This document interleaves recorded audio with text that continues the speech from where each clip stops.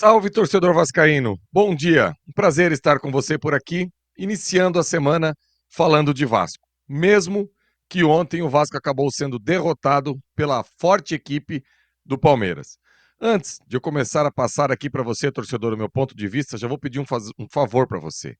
Antes de começar o meu comentário, de você entender o que eu penso dessa equipe do Vasco, para essa sequência decisiva que o Vasco vai ter agora pelo Campeonato Brasileiro e também pela Copa do Brasil, deixa o like rapidinho, vai ali, já deixa o like e continua assistindo o vídeo, que é muito importante para que a gente possa continuar fortalecendo o nosso trabalho aqui no Ave Mais e também no Atenção Vascaínos.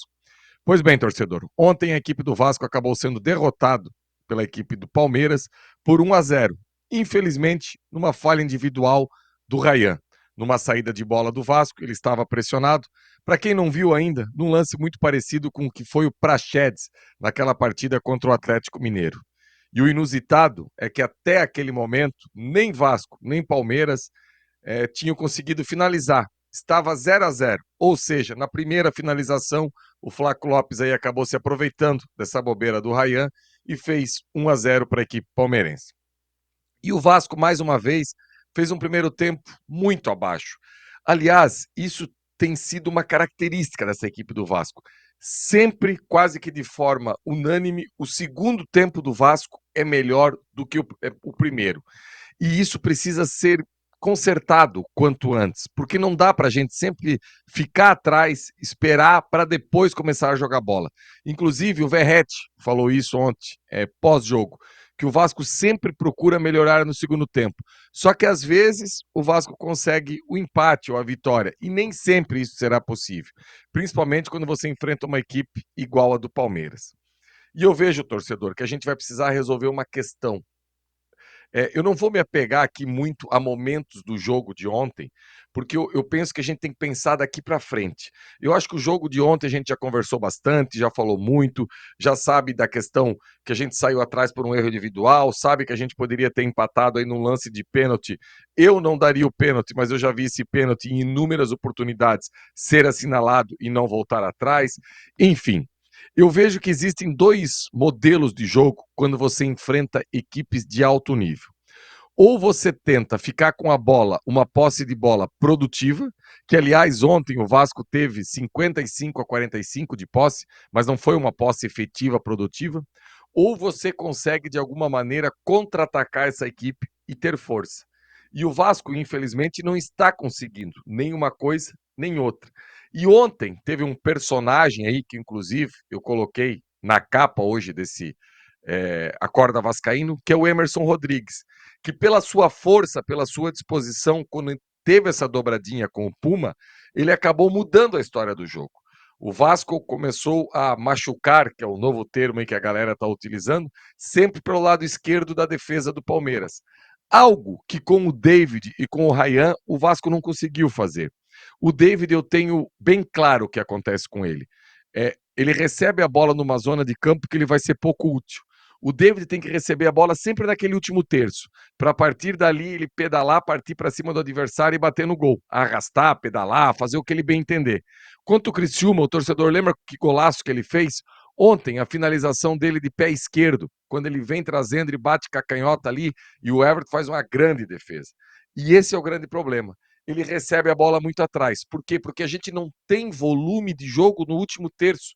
A equipe do Vasco machuca pouco o adversário quando entra naquele momento ali. A gente viveu muito tempo da bola do Piton na cabeça do Verratti. E quando você enfrenta adversário, por exemplo, ontem, e olha que o Verratti, por detalhes que não fez o gol de novo, mas você tem um cara igual o Gustavo Gomes, você precisa melhorar o seu leque de opções. Não dá para você ficar dependente dessa bola do Piton. Aliás, o Piton, quando ele não consegue achar a cabeça do Verratti, ele faz partidas nulas. Ele não consegue competir defensivamente e também tem dificuldade para ofensivamente oferecer algo diferente, que é uma infiltração, ir por dentro, tentar um jogo de associação, mesmo eu tendo o entendimento que ele fica muito solitário lá pelo lado esquerdo também, porque o David não é um jogador de vir e aproximar e ficar próximo a ele.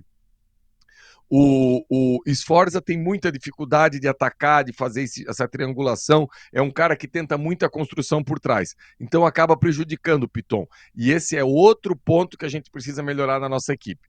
Esse lado esquerdo do Vasco precisa ser preenchido com gente que tem mais força, que consiga jogar mais. Eu acho que já passou da hora do Matheus Carvalho ter esse posicionamento ali, ou então faz um teste com o Maxime, que ontem entrou e correu para um lado, correu para outro, parece ser um jogador de muita mobilidade. Inclusive o Flávio e o Marquinho até acharam assim que ele fez algo de interessante. Eu acho pouco, eu quero ver mais dele, né? Por esses 10 minutos. Mas lá no Gil Vicente esse ano ele fez esse volante pelo lado esquerdo. Então por que não tentar ele por ali? Se não está contente com o Matheus Carvalho, alguém que tem intensidade, alguém que coloque o Piton para jogar, alguém que coloque o David para jogar num setor de campo diferente, um pouco mais para frente. Então eu vejo que essa é a questão do Vasco que a gente precisa melhorar para esses confrontos daqui para frente. Domingo contra o Cruzeiro já pode ser um grande laboratório, porque semana que vem começa esse enfrentamento contra o Atlético Mineiro. E se a gente vai pegar uma equipe que do outro lado tem Hulk, tem Paulinho, tem Scarpa, vai ser a mesma dificuldade que a gente teve contra o rival e a mesma dificuldade que a gente teve contra o Palmeiras. Ou a gente fica mais com a bola no último terço de forma produtiva, eu acho difícil, pelos jogadores que a gente tem à disposição. Ou a gente começa a acreditar que esses extremas do Vasco, igual o Emerson Rodrigues, tem que ser titular e buscar cada vez mais essa profundidade, essa força pelo lado para fazer essa bola chegar no Ferrete. E para terminar o meu acorda hoje por aqui, o Coutinho cada vez está mais próximo de ser o maior protagonista do futebol brasileiro. Eu não tenho dúvida nenhuma. Ontem, quando ele entra, por alguns momentos parece que ele está devagar, que ele está lento, que ele não está chegando, e quando você olha, tudo passa em diagonal, tudo passa para frente.